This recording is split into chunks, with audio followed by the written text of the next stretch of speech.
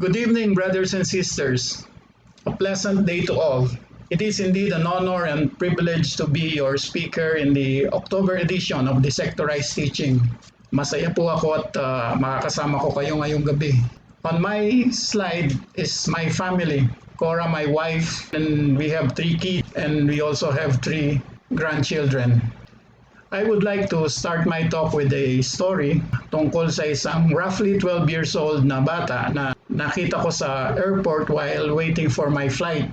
Nung makita ng bata na may hawak akong rosaryo, sabi niya, "Bakit mayroong ganyan? Makasanlibutan ka, mapupuksa ka," sabi niya. Obviously, the kid is not a Catholic. It is in this context, my dear brothers and sisters, na pag-uusapan natin ang ating paksa sa buwan ng Oktubre, which is all about the month of the Holy Rosary. So this talk is talk number 5 of the series Foundations for Christian Living. And the talk is entitled Overcoming the World. Maraming mga tao ngayon, including us, Christians, are said to be in bondage. Bondage to depression, to loneliness, lalong-lalo na po ngayong panahon ng pandemic. Yung iba naman ay bilanggo ng kanilang galit and frustrations. At marami rin yung may bondage sa sex, sa alcohol and drugs. A brother of mine who is an alcoholic, and when he decided to follow the Lord in Couples for Christ, kinalimutan niya yung kanyang bisyo na alak. But every night, nakikita ko siyang nag-struggle to get off his bisyo to the point na nanginginig siya sa isang sulok. But praise be to God, he was able to overcome his bondage. We are also bondage to fear. Bilanggo tayo ng takot. Maraming takot. Hindi po yung takot sa ipis o sa daga. Takot ito na mawalan ka ng trabaho, mawalan ka ng mahal sa buhay, takot na malayo, fear of the future, what will happen to me on my retirement, yung takot sa COVID-19, and the fear of the unknown. Pero sabi nga po ng kanta, ang takot ay nasa isip lamang. So, 4 po yung pinagmumulan ng mga problema. Sanlibutan o ang mundo, ang ating laman, ang demonyo o ang diablo, at yung ating mga maling gawain o mga pagkakasala. At ito po yung second module ng ating FCL series or Foundation for Christian Living. So akin pong tatalakayin ang unang talk sa second module, which is the world. Ang Tagalog translation captures eloquently the meaning of the world na pag-uusapan natin ngayon. Sanlibutan. So instead of using the word mundo, daigdig, sangkatauhan, most appropriately is sanlibutan. Tatanong natin ngayon, what is the world? Pero bago po natin sagutin ang tanong kung ano yung mundo, tingnan natin yung 2 talatang ito. Sa 1 John 2:15 sabi, "Huwag ninyong ibigin ang sanlibutan o ang mga bagay na nasa sanlibutan. Ang umiibig sa sanlibutan ay hindi umiibig sa Ama." At isa pa, sabi niya sa 1 John 5:19, "Alam natin tayo'y mga anak ng Diyos, kahit na yung buong sanlibutan ay nasa kapangyarihan ng diablo. The world is under the control of the evil one," sabi niya. So nakakalito yung mga talata. I mean, nakakatakot yung mga verses. Tunay ba, brothers and sisters, that the whole world is said to be evil? Ganun na ba kasama yung mundo? The world na may open and close quotation mark does not refer to the physical universe. Hindi po ito yung nakikita nating malawak na lupain, mga halamanan, kagubatan, mga karagatan at mga building. Iba po yun.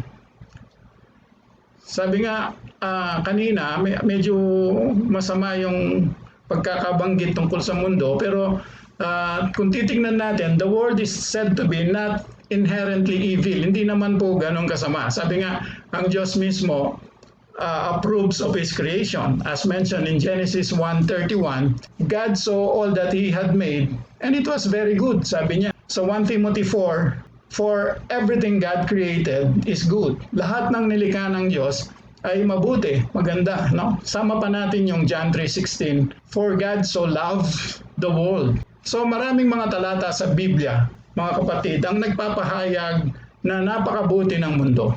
But on the other side, o sabi nga sa boxing, in this corner, Merong mga talata na napakasama ng mundo. So parang ang boxing na merong tail of the tape between the good side and the bad side, tignan natin yung positive and negative. But tonight, brothers and sisters, we will zero in on the negative side. At pag-aralan natin kung paano natin mapaglabanan ang negative side ng mundo. That's why the title of the talk is Overcoming the World.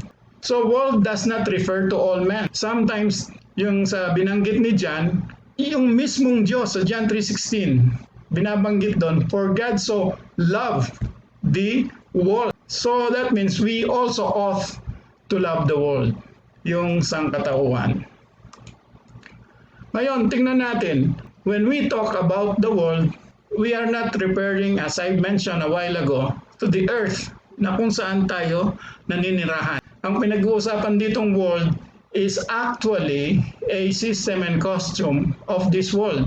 So, yung word na na-mention sa 1 John na pinag-usapan natin kanina, na puro negative, ay isang sistemang ugnayan, mga kaisipan o mga balor na taliwas o laban sa kaharian o kagustuhan ng Diyos. Sabi nga, the world is the Christian enemy. It is society and culture separated from God. And it is said to be locked into patterns controlled by the forces of darkness. So para hindi tayo magtagal, ito yung mga patterns of the world na locked and controlled by the forces of darkness. Yun pong inabutan pa yung orientation talk ng old CLP modules natin. Familiar kayo dito. Ito yung world. There is moral degeneration. Yung pagkabulok na moral in all levels of society. Merong sexual perversity. Yung homosexual marriages. Fornication ay palaging nakikita mo sa TV. There is greed and dishonesty in all sectors of society. Tapos yung workaholism, yung wala ka ng oras para sa Diyos. There's nothing wrong with it, but it is so much secular, sabi nga.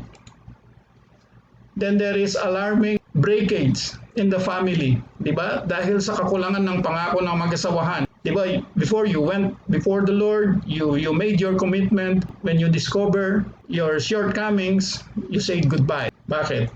Nung pinakasalan mo siya, pati yung kanyang pangit na ugali ay pinakasalan mo na rin. Pati yung amoy ng kanyang paa ay pinakasalan mo na rin. And also, there is spiritual blindness na siyang nagbibigay daan sa mga relihiyong itinatag ng tao. Cult, no? New Age, Freemasonry. Ngayon, tingnan natin yung mga areas of this worldly system para ma-identify talaga natin so that we will be able to overcome them. Number 1 is said to be personal relationships. Itong personal relationships na to ng mundo is said to be warped by competition. Punong-puno ng labanan, no? Ng kawalang tiwala, mistrust, resentment, pagkabahabahagi, manipulations, gamitan. Ganun yung relationship na nangyayari. Yung relationship between men and women are based on fleeting emotional attachments. Anong ibig sabihin nun? Fleeting, pabago-bago, no? Yung kaya lang kita gusto kasi nakikinabang ako sa'yo. Mahal kita dahil mahal mo ako. And they are said to be poisoned by suspicions. Nandun palagi yung pagdududa, yung takot, yung fear, nandun yung exploitation. Sabi ko nga, gamitan. And also these personal relationships, nandun din yung authority relationships. Even in the family, the parents are so dominating and the children are said to be rebellious. Nagre-rebelde sila. Even in jobs and governments, ganun din. There is this what we call rebellion and the will to dominate. Huwag kang pasasakop dyan. Upakan mo, traidorin mo. This is what we call personal relationships. Another thing would be worldly ideas. May mga philosophical, psychological, and artistic theories na sinasabi yung tao is said to be independent unit, sovereign in himself, na yung kanyang self-realization is to exercise freedom. Yung sarili mo yan, ikaw lang yung makakatulong sa sarili mo. And no one else, not even God. Men are said to be programmed Parang mga machine na lang sila, dapat maging very, very efficient sila. At marami pang mga contemporary thinkers na sinasabi natin na dinidismiss na yung objective truth. Yung truth is said to be subjective na lang. It is said to be relative. Truth is said to be different from one person to another, from one circumstance to another circumstance. Marriage is about love. It is not about gender. They exercise this what we call wrong freedom. Pwede na kayong ikasal, regardless na babae siya o lalaki siya. Basta nagmamahalan kayo. These are worldly ideas. The third one is worldly values. Ano ba yung importante sa iyo? There is materialism, money, possession, hedonism, no? Yung pleasure through drugs and sex. Okay lang yung drugs, wala ka namang sinasagasaan, sarili mo yan. And there is also this thirst for power, for prestige, to dominate. Once again, there is this what we call corrupt forms of independence and competitiveness. Nandun yung under the table deal to win lucrative contracts. And they can only find inner peace through worldly pleasures. Yun yung kanilang batayan. If you are driving your Rolls Royce and your wife is with this Chanel and Louis Vuitton, that is what we call worldly values. Now the question is, where is the world? It is said that the world and the kingdom of God exist side by side in the same physical environment. Nandyan yan. Nandyan yung kingdom of God katabi yung world na nilalabanan natin. Kaya dapat nating makita, ma-discern yung presence ng sinasabi nating worldly relationship, ideas, and values in our day-to-day lives. Kaya lang, yung oposisyon ng mundo sa Diyos ay napakatahimik nilang mag-operate.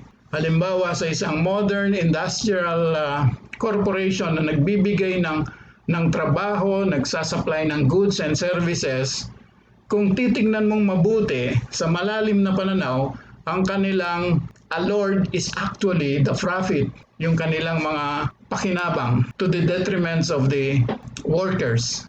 So your question or our question is, paano natin malalaman? In order to discern, you simply ask, is Jesus honored here? Si Jesus ba yung Lord dito? Mga tao ba dito sa kapaligiran na ito are openly proclaiming and acknowledging Jesus? So these are just tools to discern. These are just tools to discern the patterns of relationship, ideas, and values which are non-Christian in origin and which may cause problems in our personal lives. Tignan natin yung epekto ng mundo sa Kristiyano. Sabi, no one can grow up today and remain uninfluenced by the world. Environments mold people. Let's say a fresh graduate na so righteous, idealistic, and moralistic, pero nang pumasok na sa corporate world ay nilamon na ng sistema, as the term would go. Sinatawag na welcome to the real world, na sistemang korupsyon, napaka-secular, careless life, tapos ma-introduce siya sa inuman, pambababae, and illegal business transactions. Wala ka daw ligtas sa mundo. Then we pick up from the world many values, ideas, and ways of relating which come from non-Christian sources and which hinder our growth in the Christian life. Hindi mo pwedeng kantiin yung same-sex marriage, abortion, yung online sabong, yung war on drugs, dahil babalikan ka ng mga advocates nito. Meaning, napakahirap para sa isang Kristiyano ang manindigan para sa kanyang paniniwala. Only a truly Christian environment can reshape our worldly patterns of relating, thinking, and valuing. So this is the good news. Tinatawag tayo para manindigan para sa panig ng Diyos at itaguyod kung ano yung tama, na sa gitna ng karimlan, tayo ay magsisilbing liwanag at tanglaw at pag-asa ng kapaligiran. So the solution, brothers and sisters, is Christian community. Christian community. So what is this?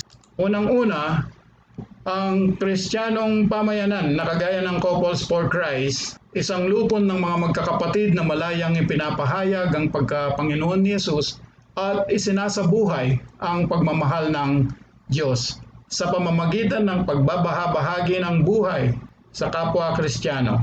We help one another. We share our resources and talents. We provide shelters. We feed the hungry. We clothe the naked, and many more.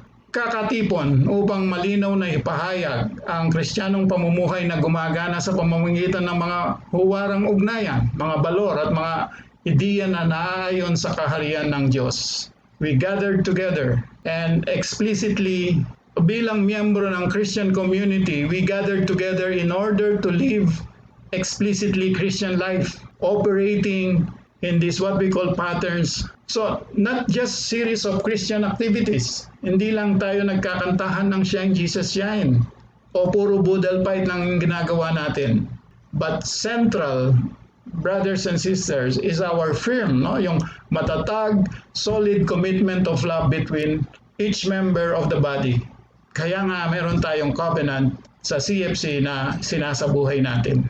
Many Christian groups today are said to be not Christian communities. They do not provide adequate antidote to the world. Sumasabay lang sila sa mundo. And lastly, ang Kristiyanong pamayanan ay pamilya ng Diyos. A Christian community is God's family. So brothers and sisters, ngayon meron na tayong result na bilang Christian community na kagaya ng Couples for Christ, na siyang magsisilbing antidote natin sa mga maling gawain ng sanlibutan, ay magiging katuwang natin ang community para mapaglabanan ng mundo. Kailangan magpatuloy yung ating personal na paglago, our personal growth, para hindi tayo maging kampante na baka bigla na lang tayong madagit ng kalaban. Kaya kailangan natin yung pagtuturo o pagsasanay, teachings, mga personal na ugnayan sa mga kapwa Kristiyano at kapatid sa Couples for Christ. At yung panghuli, yung pag-antabay pastoral ng mga household head at elders sa community. So kukunin po natin, let's take them up one by one. So sa teachings, yung mga various courses natin, umpisa sa Christian Life Program, Covenant Orientation, Financial Stewardship, Evangelization Training, mga MERs, Foundation for Christian Living, Christian Personal Relationship, Living as People of God, at marami pang iba. Pati nga yung mga MC teachings natin ay nilalagyan natin ng themes, no? Meron dyan, Follow the Sun, Crunch Time, Conquer, Shine, Unstoppable, in order to drumbeat, animate, and excite, and give life to our teachings. Ito po yung environment in which the members can observe, learn, practice the new ways of thinking and relating. Ito yung nagbibigay buhay sa teachings. Teachings reinforces community life, and community life reinforces teachings. Sabi nga, symbiotic relationship between community life and teachings. Therefore, the learning process is combine both formal instructions and personal experience. Kaya nga yung magagaling mag-talk, yung talagang eksperyensyado sa misyon. Pangalawa is said to be personal relationship. Receiving God's love to other Christians is one of the most effective means of healing and change in the Christian life. Personally, I have been through hard times during the pandemic, having lost my son, my mother, my brother, and a close friend brother-in-law in succession in less than a year. It is only through Christian brothers that keeps me afloat during these trying times, both emotionally and spiritually. That's why we have to preserve our personal relationship with our brothers and sisters. Then third is the pastoral guidance. We have the help of our household leaders, our elders in Couples for Christ, and other mature brothers and sisters. The Christian community is said to be the light of the world. We have enough and even excess of darkness in this world. Nakapalibot na tayo ng karimlan. It is the right time that we should serve as light. The world is said to be thriving in darkness, but we Christians, we live in the light. Christ instructed us In our community of couples for Christ, we can become free from bondage to the world. Pero yung CFC, meron pa siyang other purpose, ultimately more central to God's plan of salvation. In John 17:15 to 16, sabi niya, Jesus wants us to be in the world still, though not of the world. Yun yung bilin niya sa atin. Okay lang nandiyan kayo, pero wag lang kayong sumama sa agos, sabi niya. That's why he also mentioned, I do not pray that you should take them out of the world, but that you should keep them from the evil one. So as I mentioned, Couples for Christ has two purposes: to free men from their bondage to the world, and also to be a source of life for the world. John 17:18 said, as God sent Jesus, so too we are sent. Pinapadala rin tayo. Matthew 5:14, we are to be a light to the world. So in other words, being light means that we should represent God properly. Our light should shine to the others in such a way that they see God in us. So yung Christian community does not stand isolated from the world. Hindi tayo maaring mahiwalay dito physically, but instead, the Christian community stands in the world as a visible, tangible witness to the love of God. Tayo yung magiging saksi ng pagmamahal ng Diyos. Nung nasa high school ako na first year, I was given a declamation piece entitled Two Standards. Sabi niya, the world is a warfare between two standards, the standards of Christ and the standards of Satan. So, ganun tayo ngayon. Nasa dalawang standards tayo. And since we are the light of the world, we should be on the standards of Christ.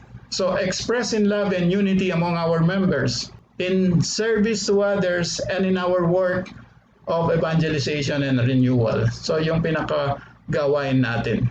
We are couples for Christ. We are to love the world, but combat its ways. No? Labanan ang kanyang mga pamamaraan.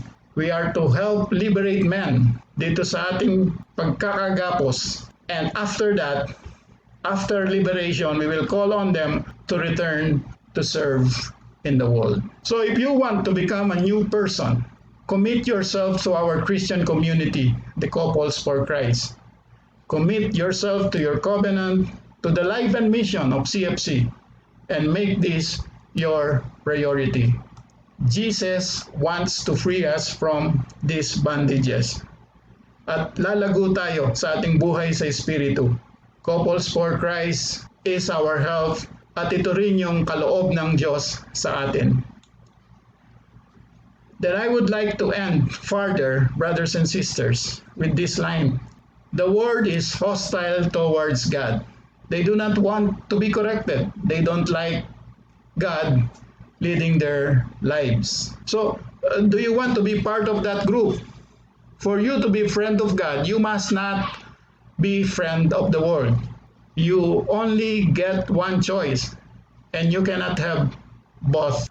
If you seek the approval of the world to the expense of compromising our faith, then we are becoming a friend of the world. So, most importantly, brothers and sisters, we need to bear in mind that we can't do it alone. We need God's help and the Couples for Christ community. As long as we are on the side of God, we will never lose. We can and we will defeat this present evil world, for nothing is impossible with God. So, take heart and stay faithful. Let us all strive in defeating the world and ultimately be part of the God's coming kingdom.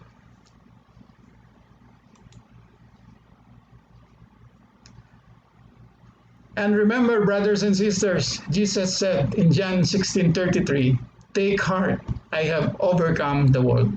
Thank you.